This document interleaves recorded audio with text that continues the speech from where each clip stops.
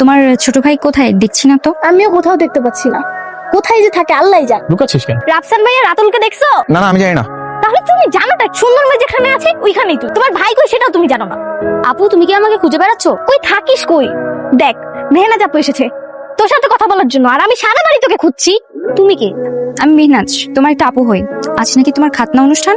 হ্যাঁ, কিন্তু আমার গিফট কই? গিফট তো নিচে রেখে আসছি। ওই গিফট আমার লাগবে না, আমার লাগবে চকলেট, আইসক্রিম, চকোবিন। কিন্তু ওগুলি কই? আমি দোকানে যেয়ে কিনে এনে দিব। হ্যাঁ এই চকলেট গুলো এনে আমার সাথে দেখা করবা। আচ্ছা ঠিক আছে। এক্সকিউজ মি, কিছু বলবেন? আমি একটু দোকানে যাব, আমাকে একটু দোকানে নিয়ে চলেন তো। ঠিক আছে চলেন। এই শোনেন, একদম হাসা যাবে না, হাসবেন না একদম। আমার হাসি পেলে আমি কি করব? দেখেন আপনি একটু ভুল বিষয় নিয়ে ভেবেছেন, ওরকম কিছুই না। ওকে, আমি হাসি বাদ দিচ্ছি। টপিকটাই বাদ দিন। ওকে বাদ। হ্যাঁ